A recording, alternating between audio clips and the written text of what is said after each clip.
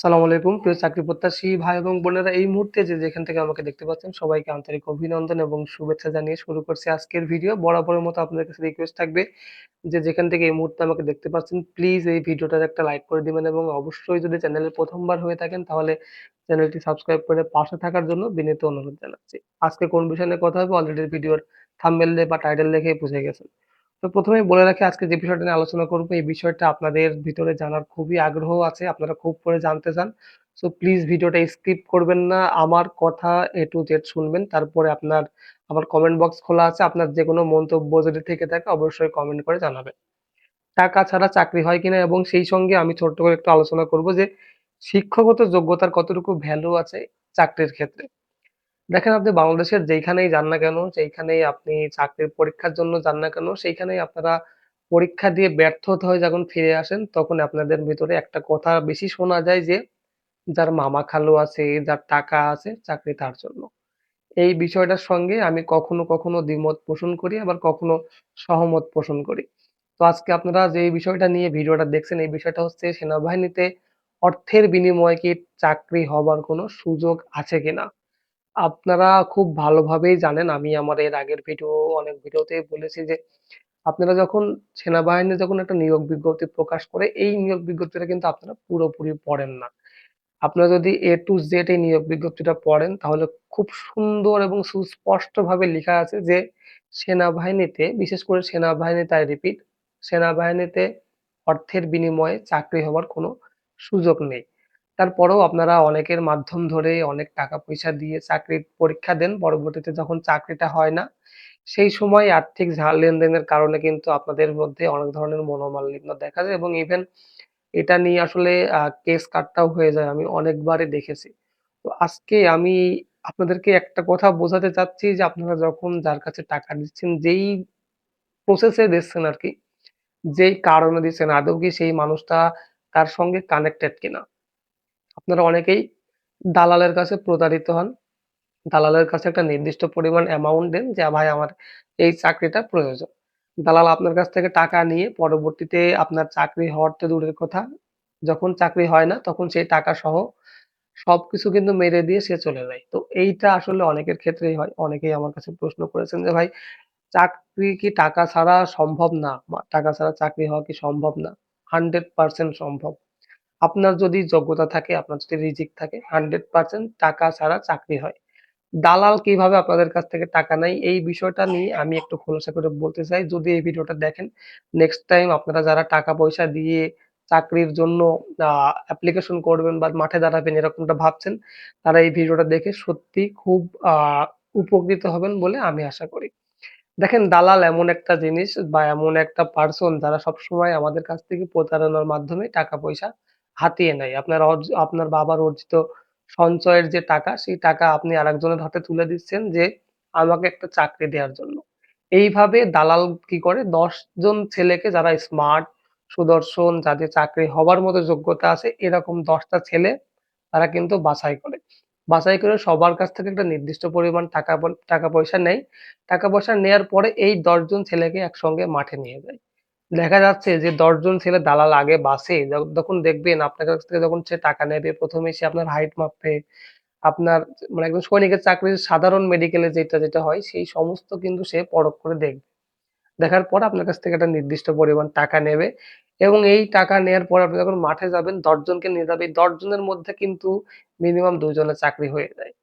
এই ২ জনের চাকরি হয়ে যায়, তখন বাকি ৮ জনের টাকা যদি সে ফেরত দেয়, অর্থাৎ সেই দালাল যদি আপনার পরিচিত হয় বা পরিজন হয়, তাহলে সে আপনাদের টাকা ফেরত দেবে। অর্থাৎ ৮ জনের টাকা ফেরত দেবে, ২ জনের টাকা কিন্তু তার পকেটে থেকে গেল। অথচ এই ২ জনের চাকরি কিন্তু একদম ফ্রিতে তাদের নিজের যোগ্যতায় হয়েছে। তো মূলত এইভাবেই কিন্তু দালালরা আপনাদের থেকে বা আমাদের থেকে অর্থটা হাতিয়ে নেয় প্রতারণার মাধ্যমে। তো কেন আপনারা এগুলো করবেন? দেখেন, যেই ২ টা ছেলের ১০ জনের মধ্যে বেছে নিয়ে গেল, তো যে ২ জনের চাকরি হলো আরকি, তারা কিন্তু নিজ যোগ্যতায় চাকরি পেল। অথচ তারাও বুঝতে পারল না যে চাকরিটা আসলে আমার নিজ যোগ্যতায় হয়েছে। এটা কিন্তু সে কখনোই কোনোভাবেই বুঝে উঠতে পারবে না। কেন বুঝে উঠতে পারবে না? সে জানে যে তার বাবা তার একজন লোক ধরে টাকা দিয়েছে এবং এই সমস্ত রিটেন পরীক্ষায় পাস, ফিজিক্যালে পাস, মেডিকেলে পাস, সবকিছু সে টাকার মাধ্যমেই হচ্ছে। অথচ কোনোভাবেই টাকার সঙ্গে এই সমস্ত পরীক্ষার যে কার্যক্রম আছে সেটার সঙ্গে কিন্তু কোনোভাবেই কোনো কিছুই জড়িত না।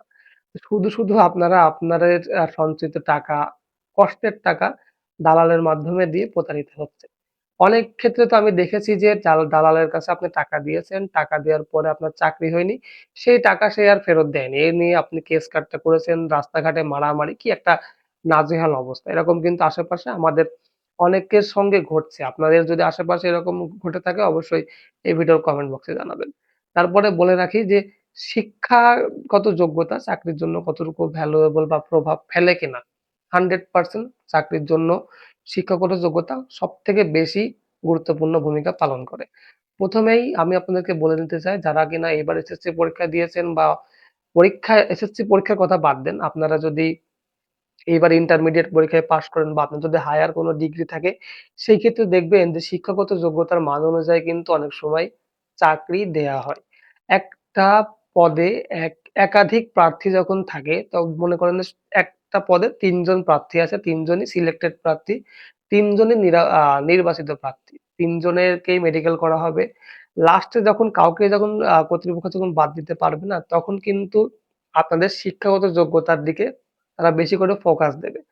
দেখেন ফার্স্ট পারসন যদি ১০ম শ্রেণী পাস করে থাকে বা এসএসসি সমমান পরীক্ষায় পাস করে থাকে, সেকেন্ড জন যদি ইন্টারমিডিয়েট সমমান পাস করে থাকে বা এইচএসসি সমমান পরীক্ষায় পাস করে থাকে এবং তৃতীয় ব্যক্তি যদি অনার্স লেভেল কমপ্লিট করে পরীক্ষা দিতে যায়, সেইখানে কিন্তু শিক্ষাগত যোগ্যতা হিসাবে অনার্স লেভেল পার করে যে পারসন গিয়েছে তাকেই কিন্তু কর্তৃপক্ষ চাকরিটা দিবে।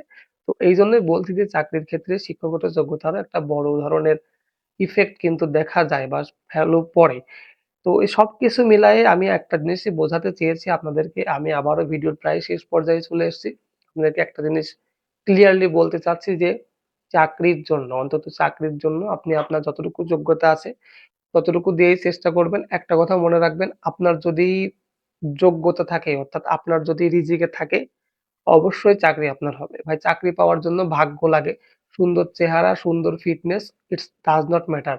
যদি আপনার ভাগ্য আপনার সঙ্গে না থাকে তাহলে কিন্তু হবে না। আপনি যতই চেষ্টা করেন আপনার রিজিকে যদি না থাকে কখনোই সম্ভব না। এজন্য চেষ্টা করবেন কাউকে টাকা পয়সা না দিয়ে নিজের যোগ্যতায় পরীক্ষা দেয়ার। যদি হয় হবে, না হলে না হবে। কিন্তু আপনাদের কাছে আমি আবারও হাত জোড় করে মিনতি করছি যে আপনার বাবার সঞ্চিত টাকা এই সঞ্চয়কৃত টাকা কখনোই কিন্তু দালালের হাতে তুলে দেবেন না। ভবিষ্যতে এর পরিস্থিতি কিন্তু আরো ভয়াবহ রূপ ধারণ করতে পারে। তো আজকের বিষয়টা মূল ভিডিও বানানোর বিষয়টা ছিল যে আপনাদেরকে সচেতনমূলক একটা ভিডিও বানানো, আপনাদেরকে সাবধান করার যে এরকম অনেকবার অনেকের সঙ্গে ঘটেছে। সেইজন্যই আমি আমার প্রিয় সাবস্ক্রাইবার যারা আছেন তাদের উদ্দেশ্যে আজকের এই ভিডিওটা বানালাম যে আর্থিকভাবে লেনদেন করে সেনাবাহিনীতে অন্তত সেনাবাহিনীতে আর্থিকভাবে লেনদেন করে কোন রকম কোনো চাকরি হয় না। এখনো পর্যন্ত যারা এ ধরনের কার্যক্রম করে চাকরিতে এসেছেন তারা কিন্তু পরবর্তীতে আ প্রমাণ হওয়ার পরে তারা কিন্তু চাকরি থেকে তাদেরকে বের করে দেয়া হয়েছে। সো আপনাদের কাছে রিকোয়েস্ট থাকবে প্লিজ এই ধরনের আর্থিক লেনদেনের সঙ্গে জড়িয়ে কেউ এই চাকরিতে আসবেন না বা চাকরি হবার আগে কাউকেই টাকা দিবেন না। টাকা দিয়ে চাকরিতে আসারই কোনো দরকার নাই। আপনার যদি ভাগ্য থাকে, আপনার যদি রিজিকে থাকে, আপনার যদি সেই পরিমাণ সামর্থ্য থাকে, অবশ্যই চাকরি আপনার হবে। তো যাই হোক ভিডিওটা অনেক লম্বা হয়ে গেল। আজ আর বেশি কথা বাড়াচ্ছি না। পরবর্তী ভিডিও দেখার আমন্ত্রণ জানিয়ে আমি রাজ আজকের মতো এখানেই বিদায় নিচ্ছি। সবাই ভালো থাকবেন, সুস্থ থাকবেন। আল্লাহ হাফেজ।